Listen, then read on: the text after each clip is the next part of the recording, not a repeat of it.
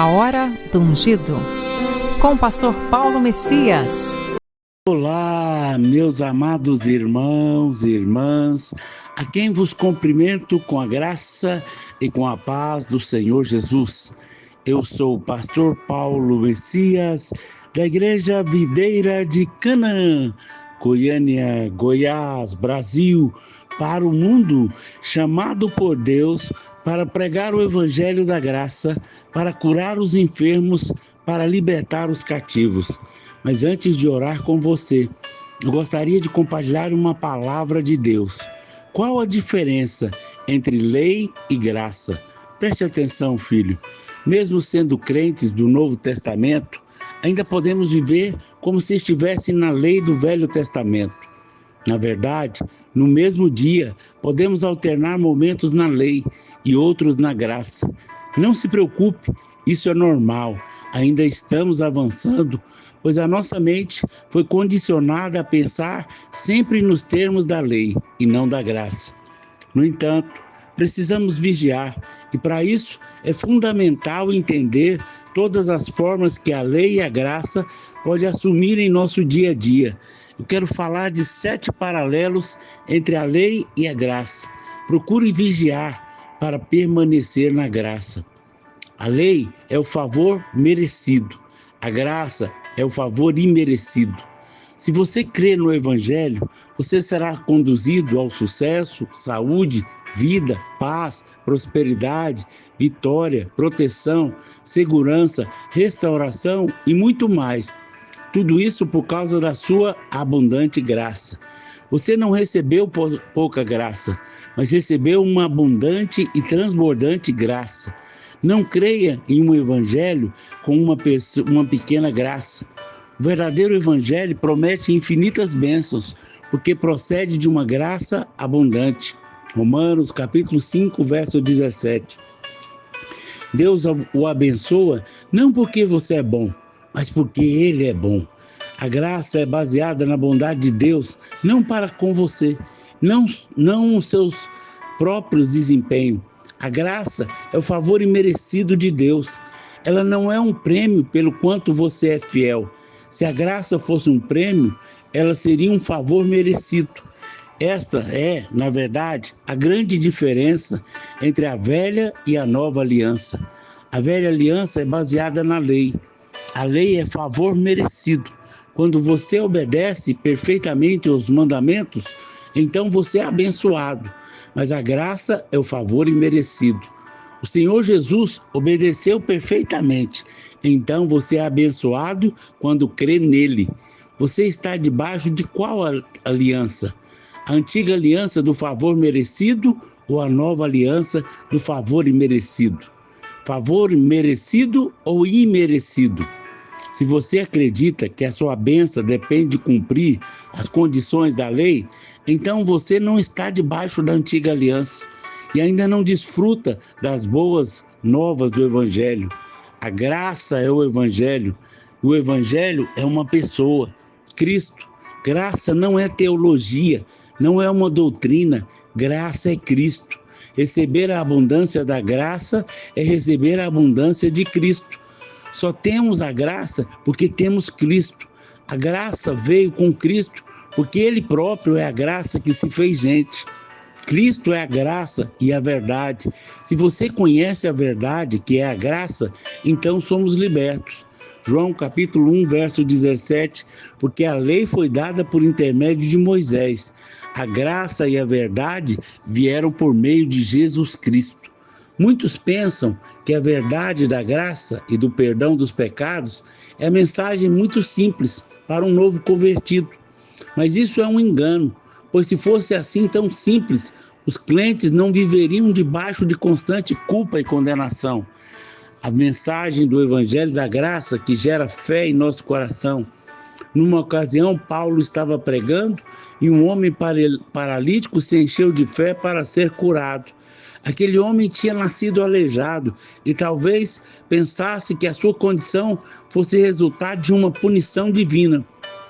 Mas quando ouviu sobre o perdão dos pecados, imediatamente se encheu de fé e foi curado. Olha o que diz Atos 14, do verso 8 ao 10. Em Listra, costumava estar assentado um certo homem aleijado, paralítico desde o seu nascimento, o qual jamais pudera andar. Esse homem ouviu falar de Paulo, que fixando nele os olhos e vendo que fé possuía para ser curado, disse-lhe em alta voz: apruma-te direito sobre os pés. E ele saltou e andava. A fé vem pelo ouvir a palavra, mais especificamente a palavra do Evangelho. Em Romanos capítulo 10, verso 17, se diz que a fé vem pelo ouvir a palavra de Cristo. Romanos 10, 17. E assim a fé vem pela pregação, e a pregação pela palavra de Cristo. Somente a palavra de Cristo pode gerar fé. A palavra de Cristo é a mensagem do Evangelho de que fomos perdoados, justificados em Cristo. Era esse o Evangelho que Paulo pregava, que encheu aquele paralítico de fé. Tomai, pois, irmãos, conhecimento de que se vos anuncia a remissão de pecados por intermédio deste, e por meio dele, todo que crê é justificado de todas as coisas, das quais vós não pudestes ser justificados pela lei de Moisés. Atos capítulo 13, verso 38 e 39. Quanto mais revelação você tiver da obra consumada de Jesus, mais receberá fé para enfrentar qualquer situação na sua vida. Uma vez que você está em Cristo, a sua dívida foi paga, o seu pecado foi completamente apagado. Então, os olhos deles, não há nenhuma condenação sobre você. Você é justo, mas aos olhos naturais, você ainda peca. Todos nós estamos sujeitos ao pecado, mas diante de Deus, você agora é justo. Essa verdade, porém, é recebida por fé. A Bíblia declara que o justo viverá pela fé. Romanos capítulo 1, verso 17. Lei é buscar ter justiça própria. Graça é receber a justiça de Cristo. Filipenses capítulo 3, verso 9 diz: e ser achado nele, não tendo justiça própria que procede de lei, senão que é mediante a fé em Cristo, a justiça que procede de Deus, baseada na fé. Aqueles que andam na lei não guardam realmente todos os mandamentos, mas escolhem alguns que consideram mais importantes. Quando julgam que os cumprem, enchem de si justiça própria. Quando temos justiça própria, decaímos da graça, saímos debaixo do favor. A justiça própria é uma forma de dizer que não precisamos da obra de Cristo, que podemos ser aprovados por Deus por nossos próprios méritos. A justiça própria pode assumir muitas faces. Somos constantemente tentados pelo diabo a confiar em nossos méritos. Por isso precisamos vigiar. Cada vez que nos justificamos, perdemos a justiça que vem de Deus. Romanos capítulo 10, verso 2 e 4 diz assim: porque lhes dou testemunho de que eles têm zelo por Deus, porém não com entendimento, porquanto, desconhecendo a justiça de Deus e procurando estabelecer a sua própria, não sujeitaram àquele que vem de Deus, porque o fim da lei é Cristo, para a justiça de todo aquele que crê. Qual é a justiça de Deus?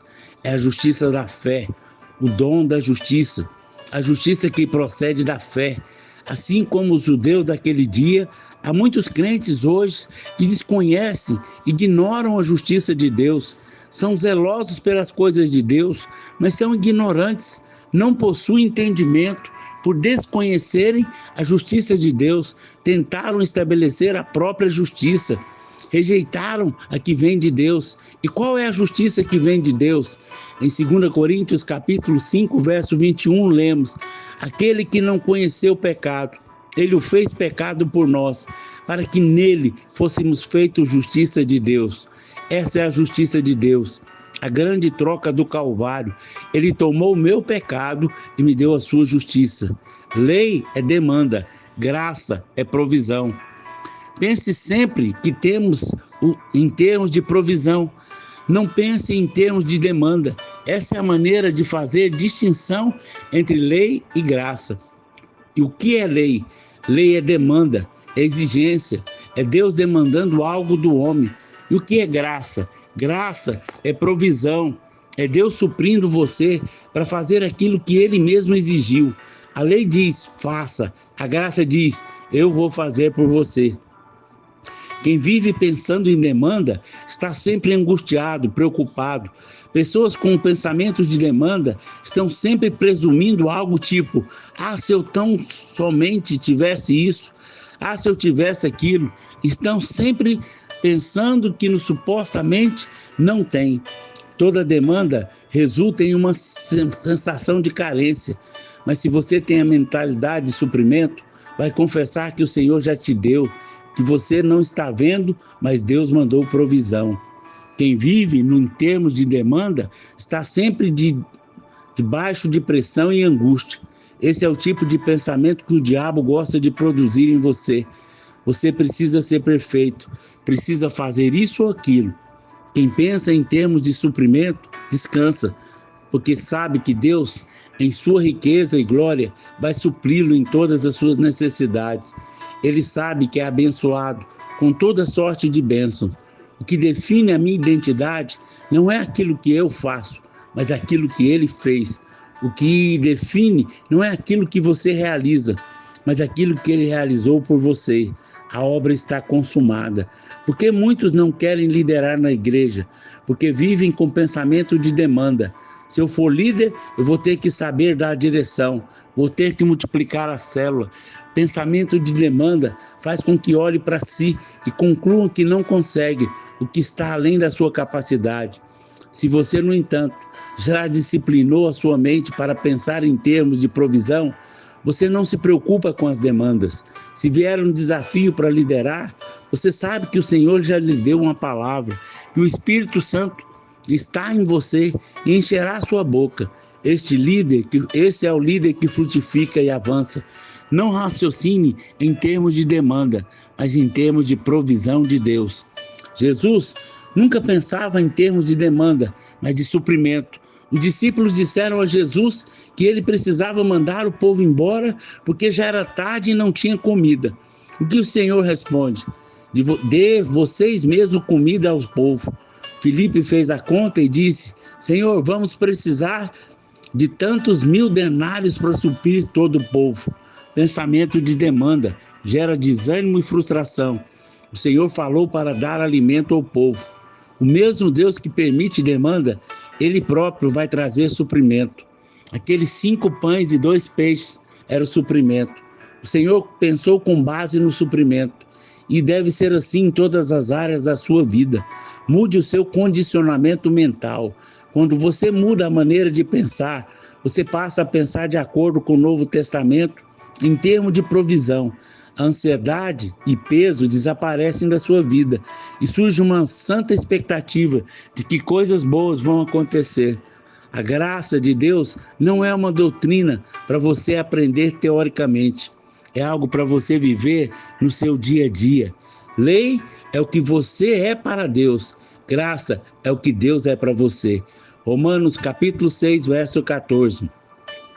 Porque o pecado não terá domínio sobre vós, pois não estáis debaixo da lei, e sim da graça.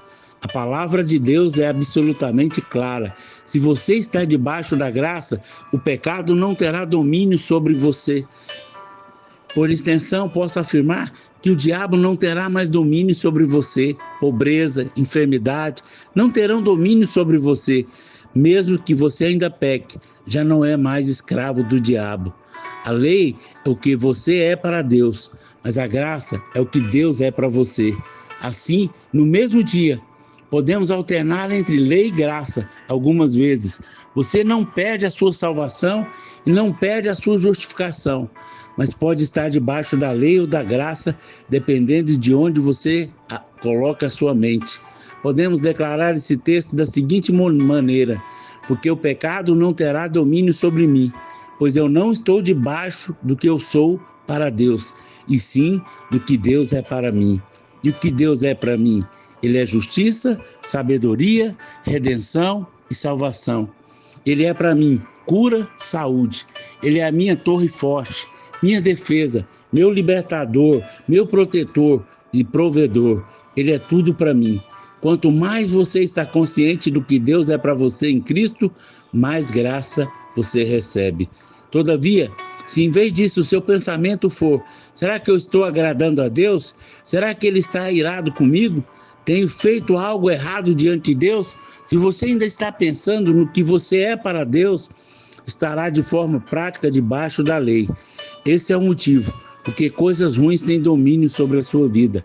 A lei o faz culpado consigo mesmo, sempre cheio de introspecção, mas a graça o sempre faz como Cristo. Enquanto você contempla e medita no que Ele é, você mais favor recebe e a transformação acontece. Aleluia, Pai. Eu oro para que essa palavra gere vida no coração dos seus filhos, para que eles possam crescer, para que eles possam ter graça, favor, unção sobre tudo aquilo que eles fizerem. Eu os abençoo em nome de Jesus. Amém, amém e amém. Meu amado irmão, minha amada irmã, estou enviando para você essa mensagem, que ela te traga paz, alegria, que você tenha revelação de que é graça e o que é lei. Se você foi abençoado, comente aí no nosso canal, nos ajude a divulgar, para que mais pessoas conheçam a graça de Deus. Se você foi abençoado e deseja ser um semeador do nosso ministério, aí tem um número do Pix pelo qual você pode fazer uma semeadura, uma oferta generosa, sempre crendo que tudo que você semear, você vai colher. Deus abençoe ricamente a sua vida. Através da sua oferta, nós levamos pessoas a ter um encontro com o Senhor, assim como também ofertamos cestas básicas para aqueles que nada têm.